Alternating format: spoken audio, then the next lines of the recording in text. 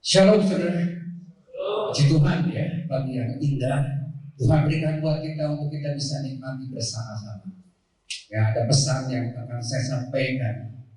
Ya, saya dilahirkan dari satu keluarga yang sederhana, yang ya boleh dibilang pas-pasan ya. Orang tua saya sibuk, dua-duanya bekerja, sehingga saya menjadi orang yang pintar juga, saudara. Belum banyak kuliah ya, saya paling kecil, yang paling pendek di keluarga saya dari 10 anak. Kemudian saya juga punya kekurangan ya, mata saya goyang dan itu sering terjadi bulian. Ya Mas Iman tahu sejak saya kecil ya, sejak SMA, dan saya bersama-sama Mas Iman yang melayani Tuhan 38 tahun ya, karena 2 tahun terakhir saya banyak melayani di gereja yang dikelola oleh teman saya. Saya bisa bertahan selama 38 tahun. Itu karena saya merasakan satu kehidupan yang berbeda, yang tidak saya terima dari keluarga saya. Bukan karena mereka tidak menyayangi saya, bukan mereka tidak mau memperhatikan saya, tapi memang karena kesibukan, karena mereka harus mencukupi kehidupan, maka orang tua saya dalam tanda kutip mungkin mengabaikan saya. Saya mungkin sekarang ada yang mengatakan tidak terlalu pede gitu ya. Ada yang mengatakan seperti itu. Itu karena dibentuk oleh orang-orang yang dekat dengan saya, dan saya bersyukur untuk itu. Tuhan mempertemukan saya selama hidup saya dengan orang-orang yang bisa membangkitkan saya untuk bisa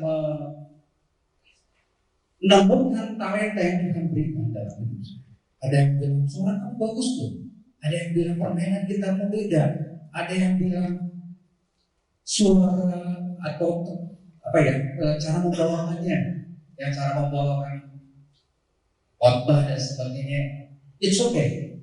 Salah satunya Pak Yunus, itu saya ingat ketika Pak Yunus mengadakan training tempat saya bekerja, saya disuruh membacakan CV-nya Pak Yunus. Dan waktu itu Pak Yunus bilang, waduh mantap nih suaranya untuk jadi pembicara. Dan kehidupan kita seringkali, dan bukan seringkali, dan pasti ya, kita itu dibentuk oleh orang-orang. Oleh sebab itu, biarlah kita mempercayakan hidup kita pada Tuhan, karena kita tahu Tuhan pasti akan menempatkan kita di tempat yang benar, di mana kita bisa bertumbuh sesuai dengan yang Tuhan mau. Saudara, tema dari firman Tuhan adalah hidup bersama sebagai keluarga Allah. Ya, kita bisa seperti sekarang, kita bisa menjalani kehidupan kalau kita hidup bersama, ya, saling mendukung satu sama lain sebagai satu keluarga Allah. Ayat firman Tuhan yang saya ambil adalah dalam Kolose 3 ayat 14. Di sini dikatakan, dan di atas semuanya itu kenakanlah kasih sebagai pengikat yang mempersatukan dan menyempurnakan. Jelas dikatakan, kenakanlah kasih sebagai pengikat yang mempersatukan dan menyempurnakan.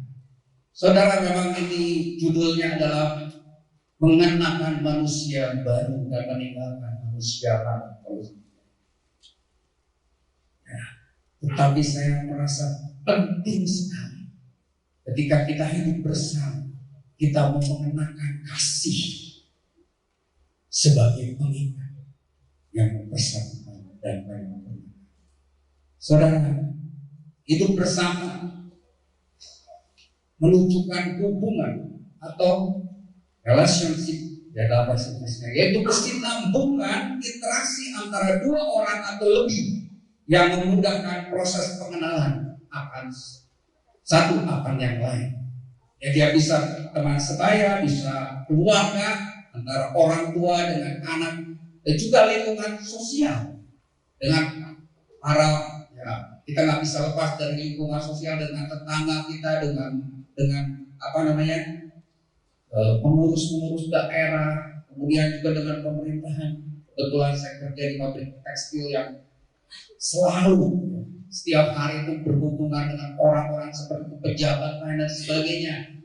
Dan kita harus mengalami kehidupan itu, ya, menjadi atau selalu berinteraksi, menjadi orang yang selalu berinteraksi supaya kita bisa menjalani hidup.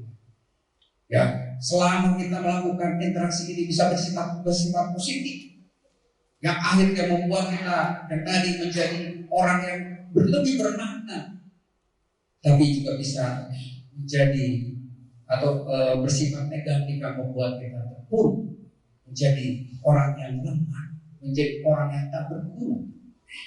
Ya, oleh sebab itu, ya, kita semua harus memilih lingkungan yang baik. Seperti Kisah Rasul katakan, ya, bahwa pergaulan itu penting dan kita harus berhati-hati dengan pergaulan yang buruk karena merusakan kebiasaan yang baik. Dan tingkat hubungan ini akan menentukan bagaimana kenyamanan kita. Atau kita akan pada setelahnya mati akan dibawa ke tempat yang lebih tinggi. Ya, Aristoteles bilang memang manusia ini adalah makhluk sosial yang bermasyarakat, saudara, ya. Nah, saudara, firman Tuhan katakan di dalam Kejadian 2 ayat 18, tidak baik kalau manusia itu seorang diri saja. Ya, karena manusia adalah makhluk sosial. Ayat 20 katakan manusia itu juga berjalan, ya, melakukan tugas berkeliling, menamai binatang, menamai pohon-pohonan, dan dia tidak menemukan seorang penolong yang sepadan dengan dia. Ya, yang sebagai makhluk sosial, manusia hanya akan berhasil, manusia akan maksimal di dalam hidupnya jika saling mengisi ruang-ruang kosong atau berkreasi, berbagi kasih, saling memiliki, saling menolong dalam hidupnya dengan sesamanya, saudara. Ya.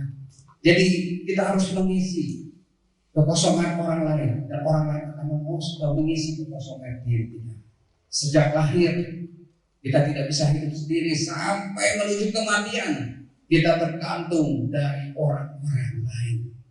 Itu kita tidak bisa pungkiri. Berbeda dengan binatang-binatang yang bisa hidup soliter.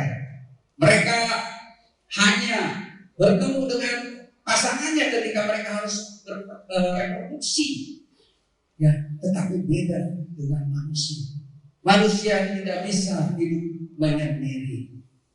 Ya, binatang ciptaan lain diciptakan oleh Tuhan, oleh Allah, dan dikatakan semua ciptaan Allah itu baik, termasuk ketika menciptakan baru satu manusia. Ya, dan ciptaan yang lain itu diciptakan dengan hanya firman Tuhan. Jadilah, hendaklah. Ya, tetapi ketika Allah menciptakan manusia, ya, dan pasangannya, baru segala yang dijadikan Tuhan itu sungguh amat baik. Kenapa? Karena melalui hubungan ini Tuhan membuat dunia ini berbeda. Ya, lihat proses penciptaan manusia. Kalau penciptaan lainnya diciptakan dengan berfirman, jadilah, hendaklah. Tapi manusia diciptakan Tuhan memakai tangan untuk membentuk manusia. Tuhan menciptakan manusia dengan tangan kasih. Karena apa? Karena manusia diciptakan menurut gambar Allah. Manusia diciptakan dengan kasih dan untuk kasih. Manusia diciptakan dengan kasih Allah, dan manusia diciptakan untuk juga berbuat kasih kepada yang lain. Itu berbeda dengan ciptaan yang lainnya. Apa artinya kasih? Kasih adalah perasaan sayang, cinta, suka kepada, ya, orang yang kita kasih. Dan ini akan dimiliki oleh setiap manusia saat manusia tersebut punya rasa memiliki dan menyayangi. Lihat, ada bilang inilah dia tulang dari tulang, daging dari daging. Ada mengasihi kau karena dia merasa memiliki. Inilah tulang dari tulang. Inilah daging dari dagingku. Jadi inilah bagian hidupku. Rasa memiliki akan menimbulkan rasa sayang di dalam hidup. Maka ketika seorang memiliki rasa memiliki, ya, dia akan memberikan yang terbaik buat orang yang dikasihi. Dia akan peduli tanpa meminta imbalan dengan apa yang dilakukan untuk orang yang dikasihi, untuk orang yang disayang. Dia akan setulus menyayangi orang itu. Nah, inilah kasih sebagai pengikut yang mempersatukan. Tuhan mempersatukan manusia dalam satu pernikahan. Kemudian Tuhan juga menyuruh manusia itu membentuk satu keluarga, di mana dalam keluarga ini terjadi kasih yang seorang bisa menerima kekurangan orang lain. Selemah atau sekurang-kurangnya sejahatnya mungkin saudara kita akan bisa menerima dia adanya. Inilah satu keluarga yang Tuhan mau. Itu satu persekutuan hidup, ya, yang terdiri dari orang yang memiliki hubungan darah melalui perkawinan. Allah menginginkan suatu keluarga dan Tuhan menciptakan kita untuk bisa menjadi bagian di dalamnya. Di mana di dalam keluarga itu kita mengasihinya, kita menghormati dia, kita bisa memerintah bersama-sama dengan dia. Dan Tuhan mau manusia bekerja sama dengan dia. Tuhan simpan atau taruh manusia itu di Taman Eden untuk memelihara ciptaan Tuhan menjadi teman seperti Tuhan. Suatu yang luar biasa. Dan ini artinya kita diciptakan tidak untuk jauh dari Tuhan, tetapi kita diciptakan untuk selalu ada dekatnya, menjadi milik kepunyaannya. Hubungan tadi dikatakan adalah keterikatan hati, pikiran, dan seluruh aspek kehidupan seseorang kepada yang lain dengan tanda rasa memiliki. Ada dua kasih yang bertumbuh di dalam keluarga. Secara jasmani, hubungan suami istri, orang tua dan anak. Dasar rohani kasih manusia, Tuhan, ya, manusia dan sesama. Ya, seperti yang dikatakan di dalam Matius 22 ayat 37, 38 dan 39. Kasihilah Tuhan Allahmu dengan segenap hatimu, dengan segenap akal budimu, dengan segenap jiwamu. Ya, dan itulah hukum yang pertama. Dan hukum yang kedua, kasihilah sesama manusia seperti dirimu sendiri. Tapi sayang, dosa sudah merusak. Ya, kita bisa melihat bagaimana Hawa, ya, ketika makan buah yang Tuhan larang, ya, dan Tuhan datang menghampiri mereka. Nah, mereka bersembunyi karena mereka takut kepada Tuhan. Hubungan yang baik antara manusia dengan Allah menjadi kacau. Ya, manusia sudah kehilangan kasihnya. Kenapa? Karena di dalam kasih itu tidak ada Tuhan. Tapi karena kasih itu tidak ada, timbul ketakutan di dalam diri manusia. Kemudian muncul lagi yang kasih terhadap sesama Tuhan itu. Manusia itu menjawab, perempuan yang kau tempatkan di sisiku, dialah yang memberi dari buah pohon itu kepadaku, maka aku makan. Adam menyalahkan Hawa yang tadinya dikasihinya. Kasihnya sudah mulai berkurang. Kenapa? Ya, karena dia sudah ingin menyelamatkan dirinya, bahkan ya, dia ingin melakukan tanggung jawab kepada Tuhan. yang menciptakan. Dikatakan apa?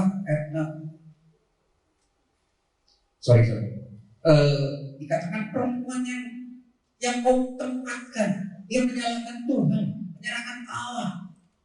Ya, maka buah itu katakan pada ayat 6 katakan mereka makan berdua. Ada di sisi Hawa ketika Hawa itu makan. Nah, jadi hubungan dengan sesama pun hancur karena kasih yang memudar. Keluarga yang tadinya harmonis menjadi tidak harmonis. Adam sudah meninggalkan perannya sebagai seorang pemimpin keluarga dan tidak lagi menjadi seorang pemimpin. Oleh sebab itu Allah mencari keluarga yang lain. Melalui keluarga ini Allah memperbaharui karena kasihnya kepada manusia. Allah memperbaharui perjanjiannya dengan manusia pertama Adam dan Hawa. Melalui keluarga Nuh yang saya bilang luar biasa. Nuh ini bisa menggerakkan seluruh anggota keluarganya untuk membuat sesuatu yang aneh. Menurut logika itu nggak mungkin membuat kapal di atas bukit. Tetapi Nuh bisa memimpin keluarga ini. Seluruh anak-anaknya bekerja bersama-sama dan Tuhan keluarga yang membuat obat. Ya, melalui keluarga juga Tuhan berusaha untuk menyelamatkan kembali manusia. Sayang saudara, tetap manusia ini sulit ya untuk berubah karena kecenderungan yang berdosa, dan akhirnya karena begitu besar kasih Allah kepada manusia seperti yang saat ini kita rayakan, muncullah peristiwa di mana Allah juga memakai keluarga yang lain, yaitu keluarga Yusuf dan Maria. Keluarga di mana Yusuf ini adalah orang yang tulus hati, di mana keluarga di mana istrinya juga yaitu Maria juga menyerahkan seluruh kehidupannya hanya kepada Tuhan Yesus. Ya, keluarga yang luar biasa menurut pandangan Allah, dan inilah keluarga yang tepat untuk bisa membawa keselamatan kepada manusia. Nah, saudara, banyak orang mengatakan bahwa Yesus lahir di kandang domba. Tapi ada ahli-ahli yang mengatakan bahwa sebenarnya mereka atau Yesus itu dilahirkan di dalam sebuah rumah, ya, di dalam sebuah rumah, karena dikatakan memang dibaringkan di dalam palungan karena tidak ada tempat bagi mereka di rumah penginapan. Tetapi sesungguhnya memang di zaman dulu itu palungan itu memang satu tempat yang palungan isi dengan jerami, itu satu tempat yang cukup nyaman untuk tinggali oleh atau di mana bayi itu bisa berbaring dengan aman, dengan nyaman. Dan kita bisa melihat di dalam Matius 2 ayat 10 dan 11 itu dikatakan, ya, mereka melihat bintang, yaitu orang Majus melihat bintang, dan kemudian bintang itu membawa mereka ke dalam sebuah rumah. Lalu masuklah mereka ke dalam rumah itu. Tapi kita tidak akan mempersoalkan apakah itu rumah, apakah itu kandang. Yang kita akan bahas di sini, Yesus lahir di sebuah keluarga, bukan bangunan fisik, tetapi home, di mana kasih ada di situ, di mana dua orang, suami istri ini mengasihi Yesus, dan kemudian juga datang orang-orang lain menyambut Tuhan Yesus. Inilah satu kehangatan yang Tuhan terima di dalam masa keakhirannya, di saat terakhir. Kenapa? Karena Tuhan memang mengasihi keluarga-keluarga yang penuh kehangatan, dan Tuhan mau supaya kelahirannya juga bisa menunjukkan ya, dia diterima oleh satu keluarga, dan Tuhan mau keluarga lain juga bisa menerima Tuhan Yesus di dalam kehidupan keluarga. Ya. Nah, saudara, kita lihat keluarga yang bisa mengasihi Tuhan Yesus, yang Tuhan cari supaya Tuhan bisa hidup di dalamnya, supaya Tuhan bisa lahir di dalamnya, membawa damai, sukacita, keselamatan untuk keluarga itu. Ya, dan akhirnya saudara, pertumbuhan iman keluarga juga itu ditentukan dari hubungan antar anggota keluarga, seperti yang dialami oleh Timotius, di mana neneknya memiliki kasih, ya, memiliki iman yang luar biasa, iman yang tulus ikhlas. Ya, dari mulai neneknya Lois, kemudian di dalam diturunkan kepada ibunya Yunike, dan akhirnya ada di dalam diri Timotius. Ya, inilah keluarga Allah, dikatakan tadi, kaulah bangsa ya, yang terpilih, imamat yang rajani, bangsa yang kudus, umat kepunyaan Allah sendiri, supaya kamu memberitakan perbuatan-perbuatan yang besar dari Dia, yang telah memanggil kamu keluar dari kegelapan kepada terang yang ajaib. 1 Petrus 2 ayat 9 katakan, inilah keluarga Allah, keluarga yang lebih besar dari keluarga tadi. Keluarga Allah adalah semua orang yang percaya, yang dilahirkan kembali dalam Yesus, pada masa lampau, masa sekarang maupun masa yang akan datang. Inilah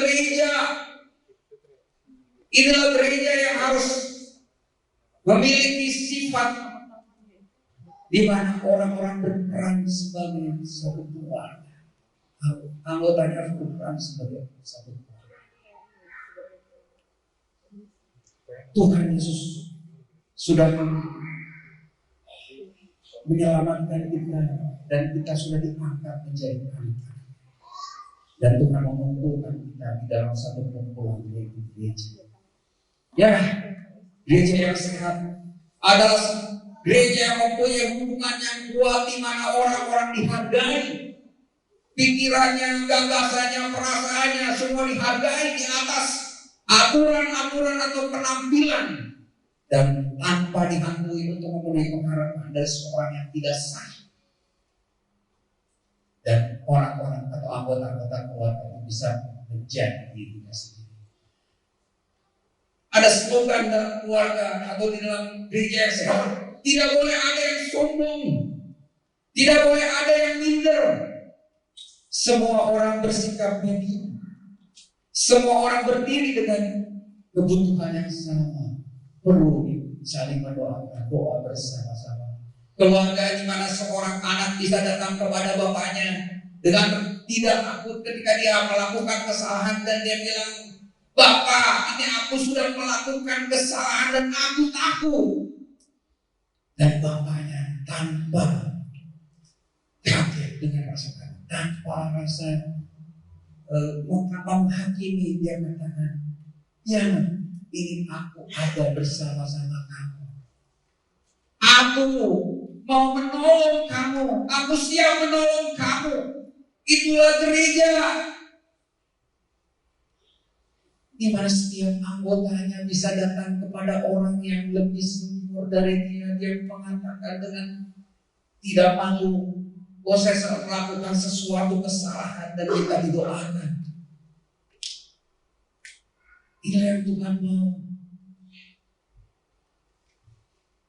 Sebagai hamba Tuhan, menjadi seorang bapa yang bisa merangkul, memeluk anaknya yang sudah melakukan kesalahan.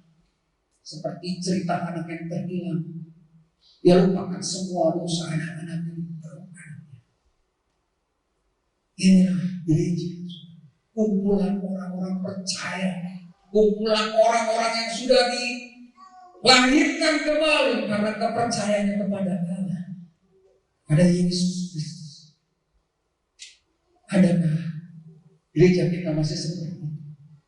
Saya katakan tadi 38 tahun saya bisa bertahan di satu gereja, di mana ada orang-orang tertentu katakan kalau kamu mau tumbuh tinggalkan gereja.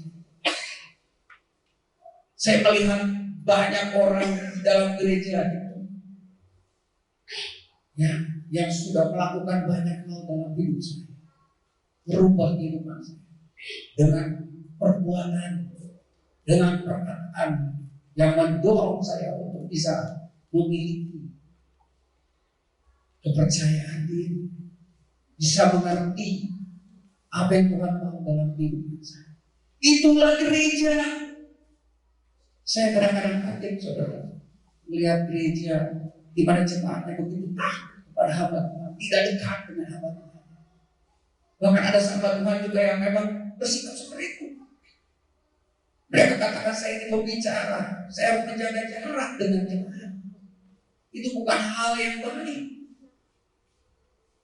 Gereja yang baik adalah gereja di mana hamba Tuhan itu merangkul anaknya, bisa dekat dengan anaknya. Seorang anak bisa bicara dengan leluasa kalau dia juga terbuka, tidak ada jarak. Salam nempel, saudara. Ya.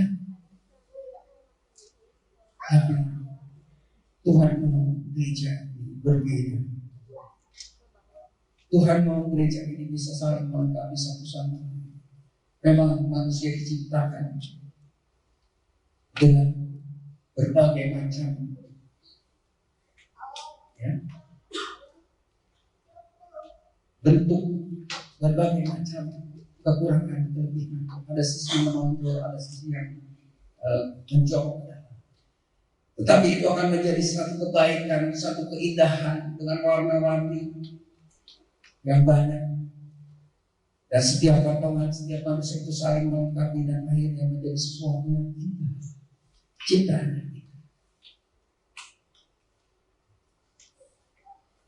profet saya itu tidak akan jadi kalau saya sendiri yang Tuhan. Ya, itu kerjasama saya dengan anak saya. Nah, saya memaksa saya untuk segera membuat. Ya, memaksa saya. Kadang-kadang orang perlu dipaksa. Mungkin idenya sudah ada, tapi sulit untuk mengembangkan itu. Saya dipaksa. Begitu selesai ibadah langsung ngambil gambar, dan dia kerjakan hanya 1 minggu. Dia kerjakan. Ya, saya bersyukur untuk itu semua. Jadi disitulah yang hal seperti itu yang Tuhan mau dalam diri kita saling melengkapi satu sama lain. Dikatakan di dalam Ibrani 10, marilah kita saling memperhatikan supaya kita saling mendorong dalam kasih dan dalam pekerjaan baik. Janganlah kita menjauhkan diri dari pertemuan-pertemuan ibadah kita seperti biasa oleh beberapa orang.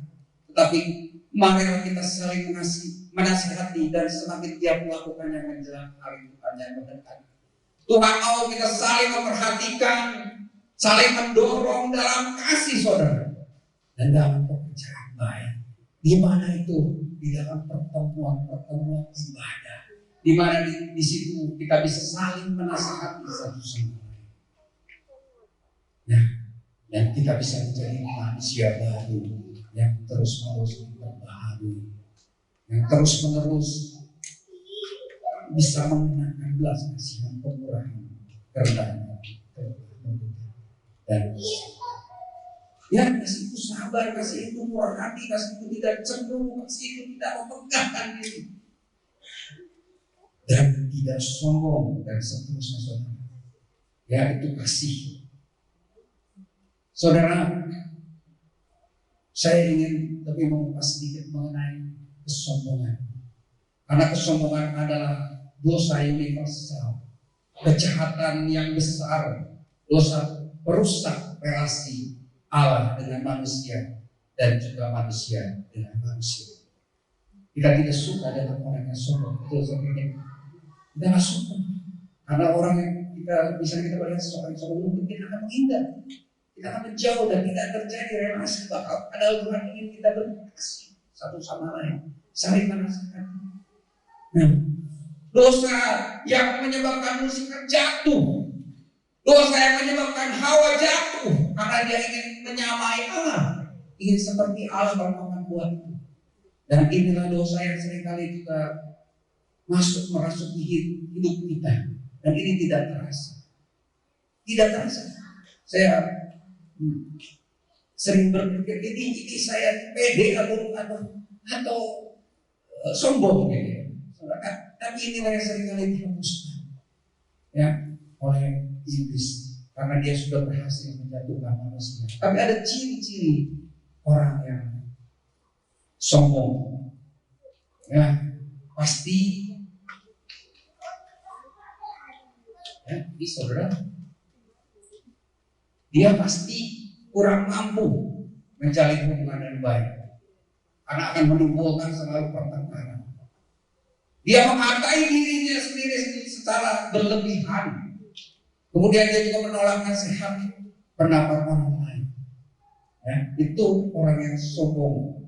Cirinya mau menang sendiri, merasa diri paling benar, paling bijak.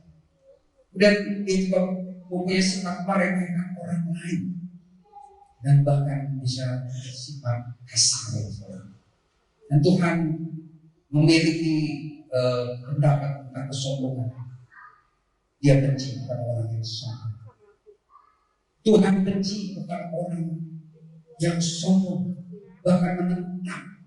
Saya pernah baca di dalam satu ayat, Tuhan langsung berhadapan dengan orang yang sombong. Tuhan sangat menentang kesombongan. Kemudian dikatakan Tuhan juga akan menghukum orang-orang yang sombong. Oleh sebab itu, biarlah yang kita mau memulihkan relasi kita dengan Tuhan dengan cara apa? Merendahkan diri di hadapan Tuhan. Seperti yang dikatakan di dalam 2 Korintus 7:14. Dan umatku yang atasnya namaku disebut merendahkan diri, berdoa dan mencari wajahku, lalu berbalik dari jalan-jalan yang salah, maka aku akan mendengar dari saudara mengampuni dosa mereka serta memulihkan negeri mereka. Inilah syarat untuk kita bisa pulih hubungannya. Pertama adalah pertobatan dari dosa, kesombongan, merendahkan diri. Dan inilah yang ada di dalam pikiran Yesus ketika dia turun ke dunia sebagai Allah. Dia lupakan semuanya, merendahkan diri dan taat sampai mati. Inilah yang ada di dalam Yesus. Dan setelah itu baru pertobatan dari dosa. Inilah langkah awal, yaitu merendahkan diri supaya kita juga bisa bertobat dari dosa menolak Tuhan, dan juga dari dosa karena perbuatan jahat. Yang kita dipanggil oleh Tuhan untuk menjadi orang yang merdeka, tetapi kita tidak boleh menggunakan kemerdekaan itu untuk hidup di dalam dosa. Tetapi kita harus menggunakannya dengan cara melayani seorang akan yang lain oleh kasih sesama. Biarlah kita mau mengasihi sesama kita, manusia seperti diri kita sendiri. Dan bukti dari kita mengasihi Allah tercermin dari kita juga mengasihi manusia. Dikatakan di dalam 1 Yohanes 4 ayat 20, jikalau seorang berkata, aku mengasihi Allah, dan ia membenci saudaranya, maka ia adalah pendusta. Karena barang siapa tidak mengasihi saudaranya yang dilihatnya, tidak mungkin mengasihi Allah yang tidak dilihatnya. Kemudian, dan perintah ini kita terima dari dia, barang siapa mengasihi Allah, dia juga harus mengasihi saudaranya. Barang siapa tidak mengasihi, dia tidak mengenal Allah, sebab Allah adalah kasih. Ayat 8. Ya, hubungan dengan manusia mencerminkan hubungan dengan Allah.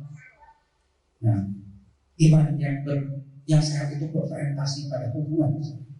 Tidak ada kata-kata, saya mau hubungannya hanya dengan Tuhan. Saya hanya bertanggung jawab kepada Tuhan. Jangan salah. Peran kita sebagai seorang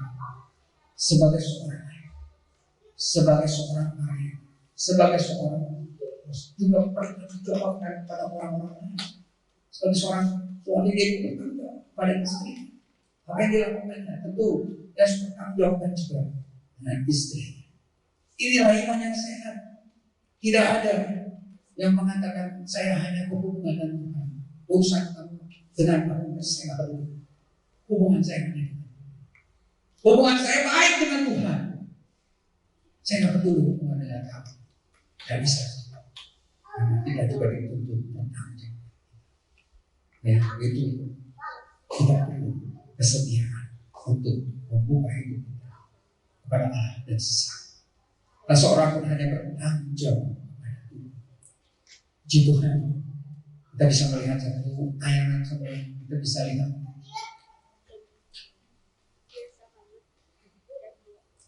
Ada satu tayangan ini, tolong bisa dilihat.